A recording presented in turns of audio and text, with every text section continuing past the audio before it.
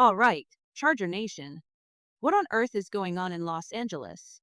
At a time when every other NFL team is trimming down their rosters, cutting players left and right, the Chargers are just silent. Crickets. No moves, no leaks, nothing. And that's got everyone wondering, are the Chargers playing chess while the rest of the league plays checkers? Or is something else brewing behind the scenes? But hey, before we dive into the latest roster buzz, make sure to subscribe to the channel, hit that like button, and don't forget to press the bell icon so you never miss breaking Chargers updates. Now, let's get into it. Across the league, we've seen some major cuts already, big names, surprising decisions. Yet the Chargers? They're standing pat, and that raises serious questions about their 53-man roster strategy. For example, I've got a bold prediction.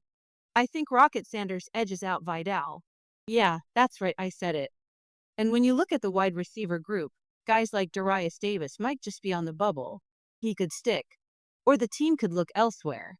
Even the running back situation is tricky. Do the Chargers really keep five, including a fullback? Personally, I doubt it. I see them rolling with three, especially with reinforcements already lined up. And on the offensive line? No real shockers. At least, not yet. So the big question is, are the Chargers holding back for a late surprise? Or are they simply confident with what they've got? Now, let's be real, some of these depth pieces at the back end of the roster, they're not game changers.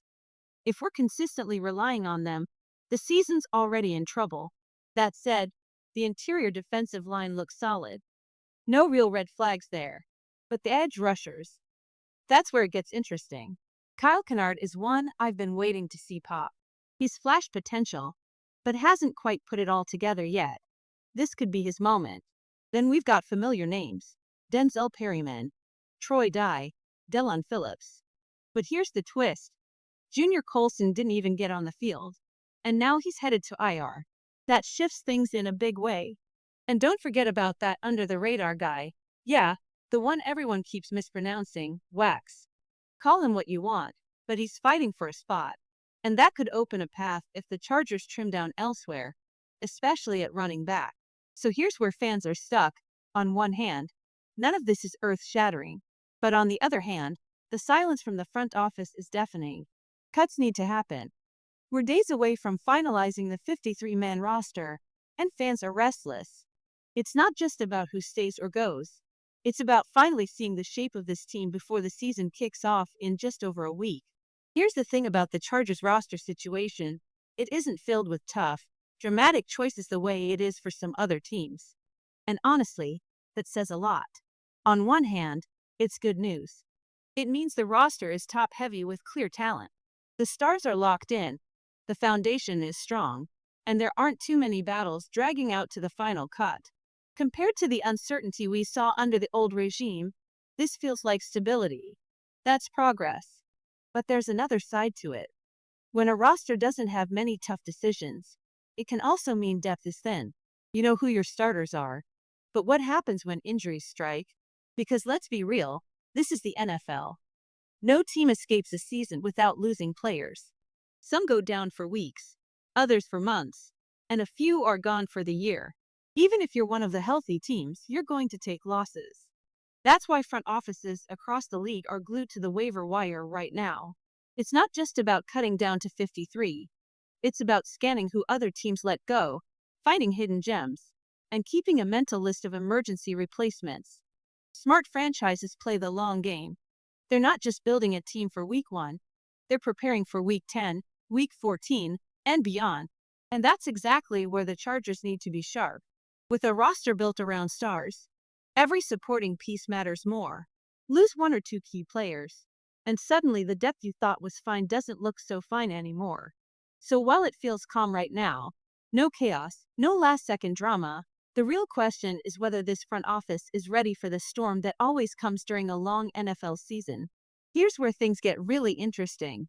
When I look at the Chargers from an outsider's perspective, I can't help but feel they're built for a legitimate playoff push. And no, that's not fandom creeping in. It's just what the roster and coaching staff are telling me.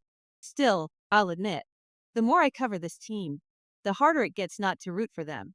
There's a certain energy around the Chargers right now that feels different. A lot of that comes back to Jim Harbaugh. His presence has changed the entire tone of this franchise.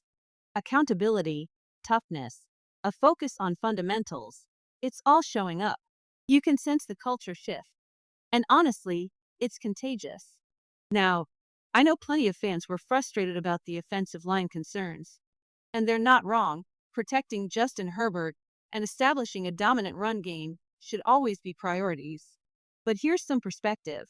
The Lions just lost their star center too. Every team gets hit. The difference is how you adjust. And this is where Herbert comes in. For the first time in years, it feels like he won't be mismanaged. If the Chargers simply let Herbert be Herbert, lean on a disciplined run game, and back it all up with a defense that can actually close out games, the floor of this team is already high. You're talking about a quarterback who can practically drag you to 8 wins by himself. That's your baseline. And with Harbaugh running the show, the ceiling gets even scarier. So yeah, call it cautious optimism if you want.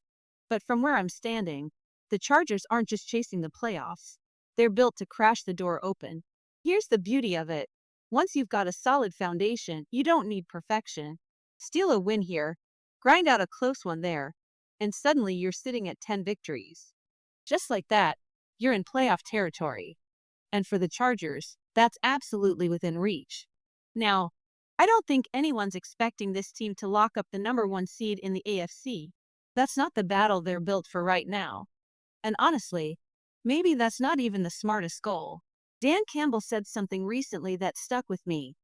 It's not about emptying the tank to win every single week. It's about getting better every single week. It sounds like classic coach speak, but there's wisdom in it. The point is this. The playoffs don't care how pretty your record looks. They don't care if you're the 1 seed or sliding in at 7. What matters is momentum. How sharp your team is playing when January rolls around.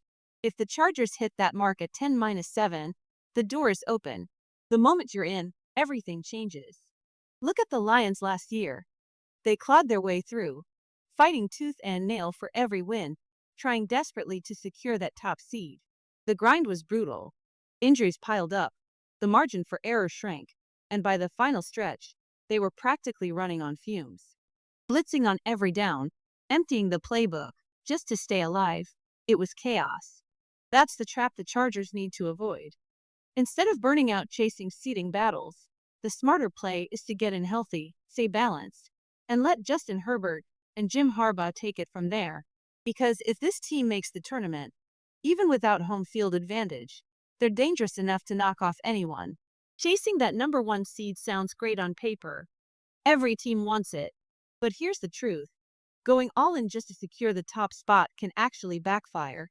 You burn your roster out, push through injuries, and by the time the playoffs arrive, the team that fought so hard to rest in January is already running on fumes. We've seen it before. All the energy spent on chasing the bye, only to stumble when the games matter most. That's why I keep coming back to this idea. It's not about being perfect every week. It's about being ready when it counts. If you can sneak into the postseason healthy, playing your best football, you're in a better position than a top seed that's beaten up and limping across the finish line. It almost makes you wonder, what if the team that clinches early could afford to just step back, lighten the load, and coast into January? Obviously, the NFL doesn't work that way. You can't just forfeit games and rest everybody. But you get the point. Sometimes the smarter path is patience, not obsession. And that's where the Chargers come in. Whether they win ugly, lose close, or even stumble a little down the stretch, none of it matters as long as they're in the mix come playoff time.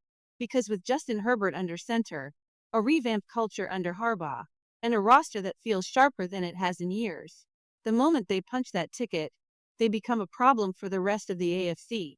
The bottom line? Don't get hung up on seeding. Just get in. Once the Chargers are in, the real story begins.